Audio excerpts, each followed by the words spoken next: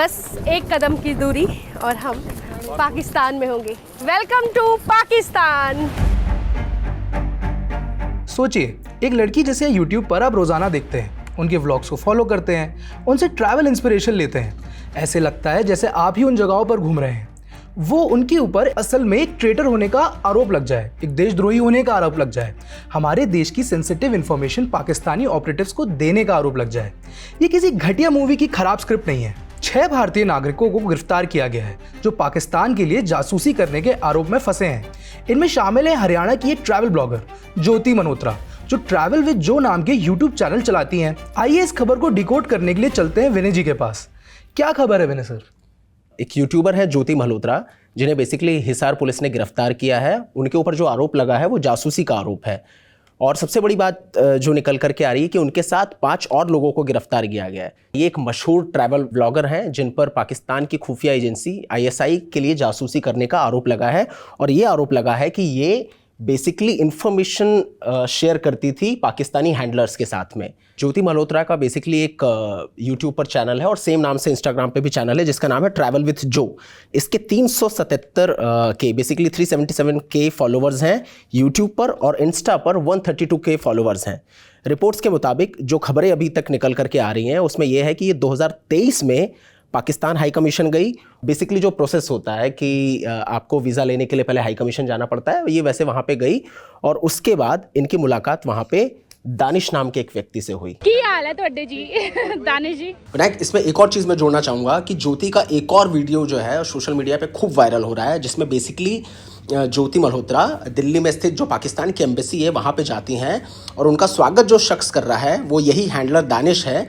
जिसके बाद ज्योति उनकी पत्नी से भी मिलती हैं और खूब बखान करती हैं कि कैसे उनको पाकिस्तान के नेशनल डे पे दिल्ली एम्बेसी में बुलाया गया है। और उसके बाद ये पाकिस्तान जाती हैं और वहाँ पे अपने ट्रैवल ब्लॉग्स वगैरह बनाती हैं। उसके बाद ये एक और बार पाकिस्तान जाती हैं। ठीक है। और जो FIR अब ने हिसार पुलिस की देखी है उसमें इन्होंने माना है कि मैं 2 बार पाकिस्तान गई हूँ और दानिश के ही कहने पे वहाँ उनका एक रिलेटिव था, उससे इनकी मुलाकात होती है और बाद में इनका सूचनाओं का आदान प्रदान बेसिकली शुरू होता है।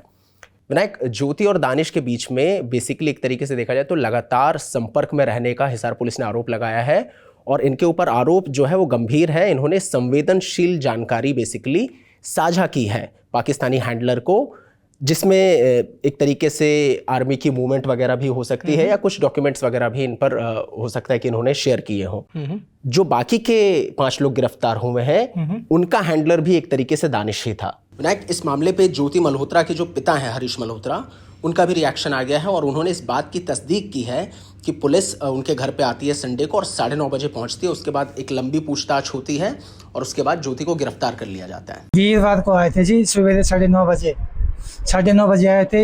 आधा पौना घंटा उन्होंने सारी छानबीन करी, हमारी कापियाँ जो भी थी सादा सामान चक के ले गए। विनायक, इस मामले पे हिसार के जो DSP हैं कमलजीत, उन्होंने भी इस बात की तस्दीक की है कि ज्योति को गिरफ्तार तो किया ही गया है, उसके साथ साथ उनको 5 दिन के लिए पुलिस रिमांड पे भेजा गया है। कल हमने एक इनपुट के आधार पर ज्योति रानी पुत्री हरीश कुमार RO एक्सटेंशन हिसार को ऑफिशियल सीक्रेट एक्ट और 152 BNS के अंतर्गत अरेस्ट किया है।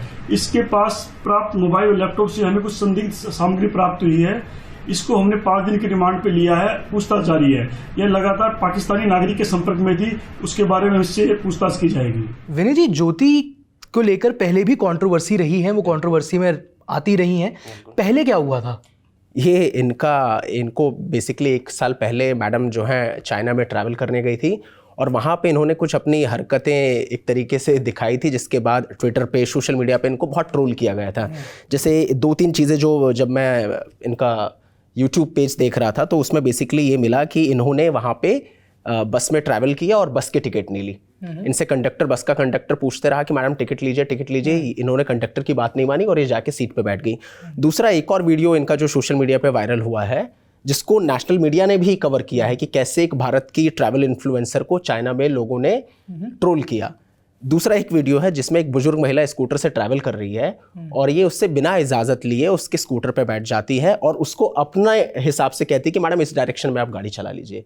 तो ये पहली दफ़ा नहीं है जब ज्योति मल्होत्रा ट्विटर पे ट्रोल हो रही हैं या किसी वजह से खबरों में है। ये पिछली बार भी एक तरीके से अपनी नाक कटवा चुकी थी और चाइना वाले ब्लॉग में इनको खूब ट्रोल किया गया है ट्विटर पे।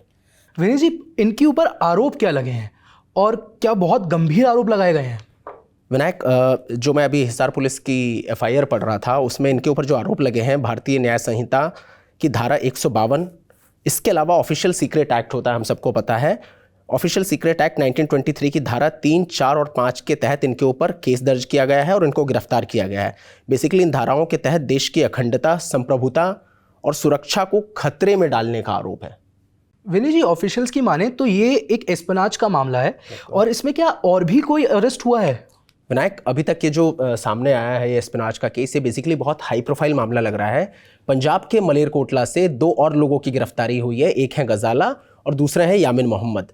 इनको भी जासूसी के ही आरोप में गिरफ्तार किया गया है और पुलिस के मुताबिक गजाला जो है वो लगातार, जिसका मैंने आपको पहले कहा था कि मैं आपको बताऊंगा कि जो दानिश जो कैरेक्टर उसका फिर से जिक्र करूंगा, ये वही दानिश है जो गजाला के साथ भी संपर्क में था और उसी की हेल्प से गजाला पाकिस्तान भी पहले जा चुकी हैं और पाकिस्तान उच्चायोग के अधिकारी को भारतीय सेना के मूवमेंट से जुड़ी हुई संवेदनशील जानकारी देने का गजाला के ऊपर आरोप है। और उसके बदले में इनके अकाउंट में 2 बार, मतलब एक बार 20,000 रुपये क्रेडिट हुए और दूसरी बार 10,000 रुपये क्रेडिट हुए, जिसके बाद मलेरकोटला पुलिस जो वहाँ की जो इंटेलिजेंस टीम है उन लोगों को कुछ शक हुआ और उन्होंने यामीन और गजाला दोनों की गिरफ्तारी की। विनय जी, दानिश का आपने कई बार जिक्र कर लिया है, ये कौन है और भारत सरकार इसके खिलाफ क्या एक्शन ले रही है?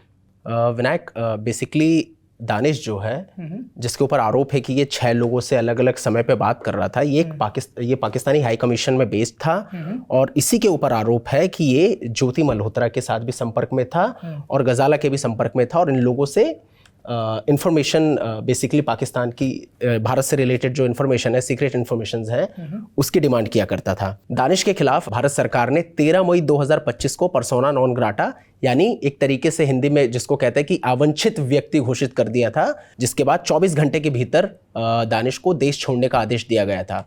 पर्सोना नॉन ग्राटा में विनायक, बेसिकली विदेश मंत्रालय जो होता है वो दूसरे देश के दूतावास को एक पत्र भेजता है। इसमें यह लिखा होता है कि उनका कोई राजनयिक या उनका कोई जो ऑफिशियल है अब हमारे देश में स्वागत योग्य नहीं है, यहाँ पे रहने के लायक नहीं है। तो दानिश के केस में भी भारत ने उनको पर्सोना नॉन ग्राटा किया, जिसके बाद 24 घंटे के बाद उन्हें देश छोड़ना पड़ा और उसी कार्रवाई के सिलसिले में अब तक पंजाब और हरियाणा से 6 लोगों की गिरफ्तारी हो चुकी है, जिसमें ज्योति मल्होत्रा का नाम सामने आया है।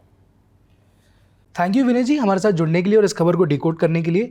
अगर हम ऑफिशियल्स की माने तो ये एक बड़ा एस्पिनाज का केस भी हो सकता है, जिसमें किसी को शादी का वादा करके या किसी को पैसों का लालच देकर धर्म के नाम पर फंसाया जाता है। आज के लिए बस इतना ही। Thank you.